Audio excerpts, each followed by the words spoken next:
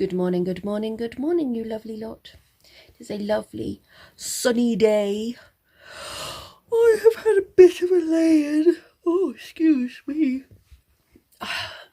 I did wake up when Lee woke up, but I have just been kind of lay here, checking that the world is still functioning and all that lot, checking out social media and the news, having a bit of a lay-in. It is 10 to 10. I decided 10 o'clock is when I would get my butt out of bed. I'm going to sort out the loft today. I'm going to put everything that I want to get rid of in the caravan. Those of you who've been watching a while will know that the caravan is our kind of dumping ground for now. It's dilapidated and doesn't go anywhere. But it's where I store a lot of things that I was going to sell at the car boot sales and stuff. But obviously, in the current situation, car boot sales are not happening. So until such time as I can relocate these items, they're going to go in the caravan. So that means my loft will be clearer.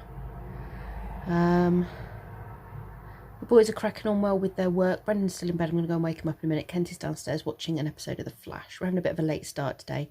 Kentie's actually cracking through his work pretty quickly. I allowed sort of 3 hours a day for work. He's getting it done in about 2 hours.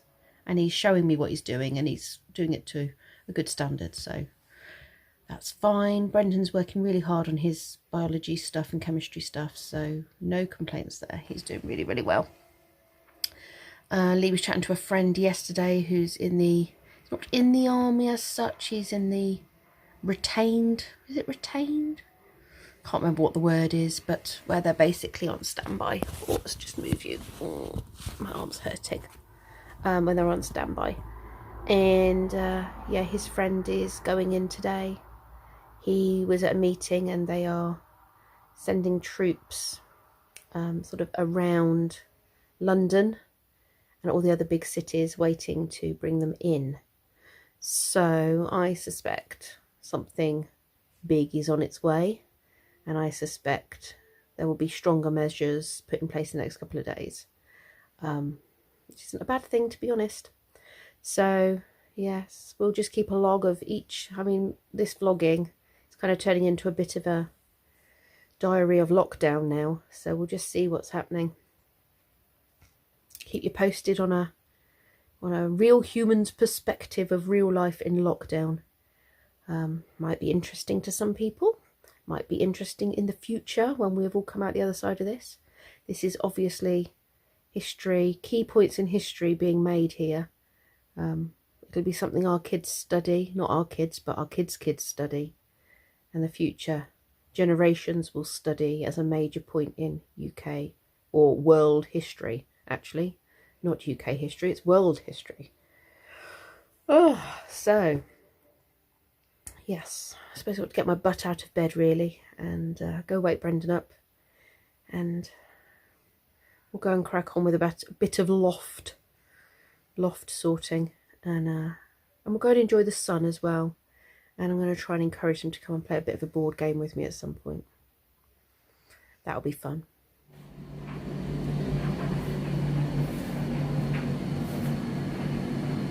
Vitamins. Healthy pill. Don't lose it, you need it. Thank you. Make sure we take our vitamins. This time when fresh food is going to be very difficult. Tastes disgusting.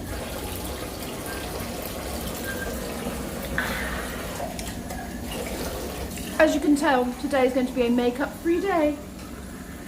Deal with it.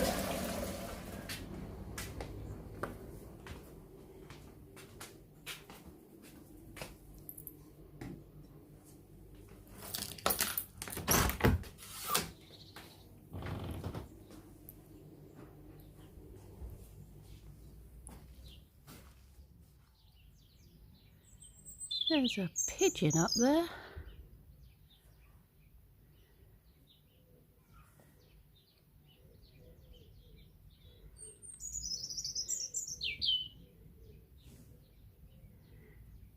Distinct lack of contrails.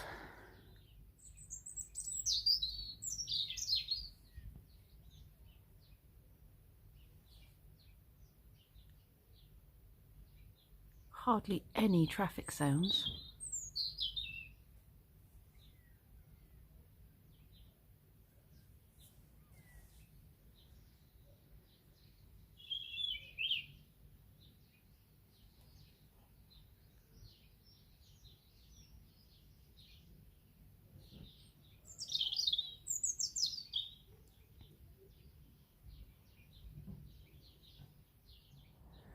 I am watching this pigeon in the tree making a nest. Actually, there's two pigeons up there. There's one on the end of the branch up there. Hello, pigeon.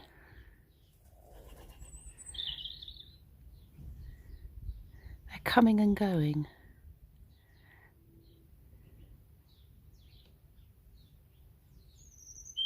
Maybe they've got a baby in there. Maybe they're not making a nest. Or maybe they make the nest together, I don't know. It's in there.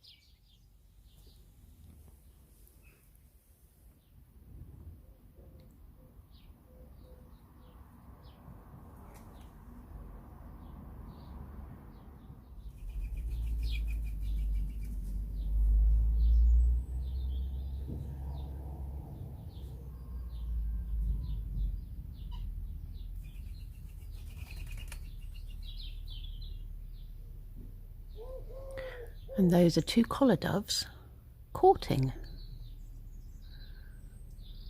They have been following each other around the garden. Very cute.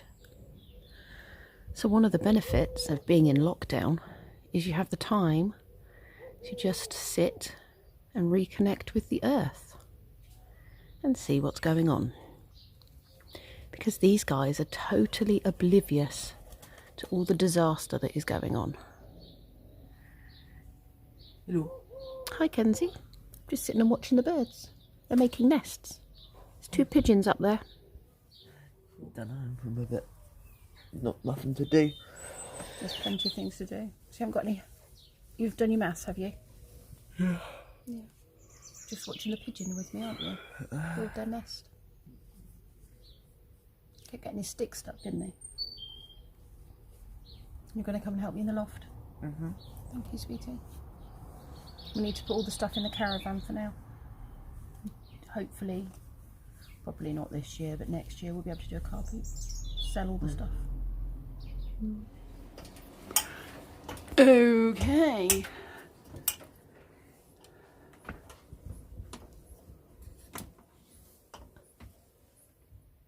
I can't smell anything gross, so I don't think anything is dead. There's obviously been lots of nibbling going on here.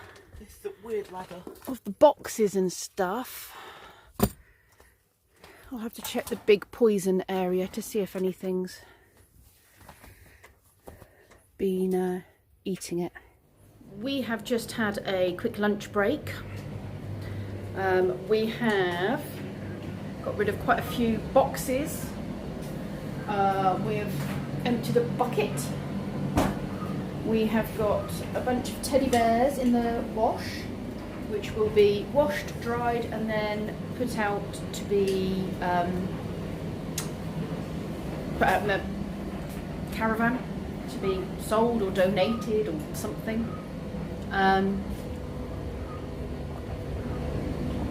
We've got rid of a bag of rubbish so far. So yeah, we just had a bit of a lunch break, and now we're going to go and attack it again. See if we can make another dent in the big junk shop that is my loft. In other news, today, 25th of March 2020,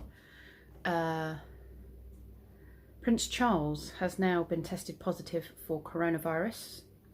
COVID-19. So hoping he isn't too ill. But does that mean that now the royal family have been exposed to it? Guess we'll just have to wait and see what happens, won't we? But yes, he has. It's been announced this morning that he has it. So fingers crossed he's okay. This was my teddy when I was little. He's called Custard. He's going in this box with other important teddies. It's weird. What's that? It's for a PSP? Yeah, but it's got... Yeah, it's for a PSP. Yes, I know I'm strange. I mean, we all know I'm strange. But I'm just going to hoover some of the muck off the decking, the fake grass, and the patio. This is looking much tidier.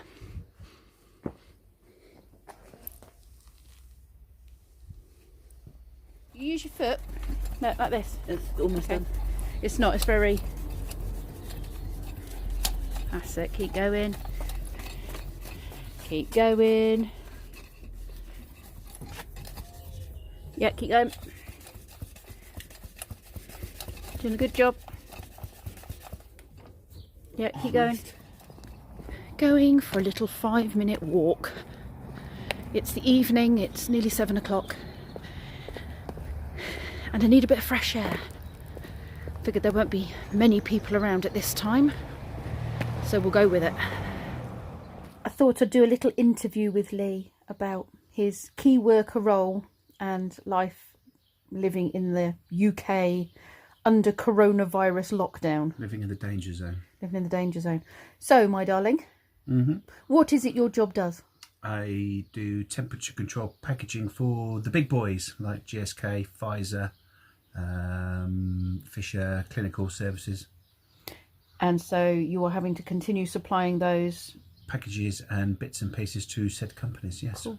And how are you being kept safe at work? I'm being kept safe at work by keeping a 6 foot, 6 feet, bigger than that. 6 foot That's not 6 foot. Hold on, there's a tractor coming. tractor, it'd be a village. Farmers are key workers too. They're still going. Right, carry on. Yes, so we are doing hand washing. So every time the door we come in the building, it's swishy swishy. Is that how it sounds? Yeah.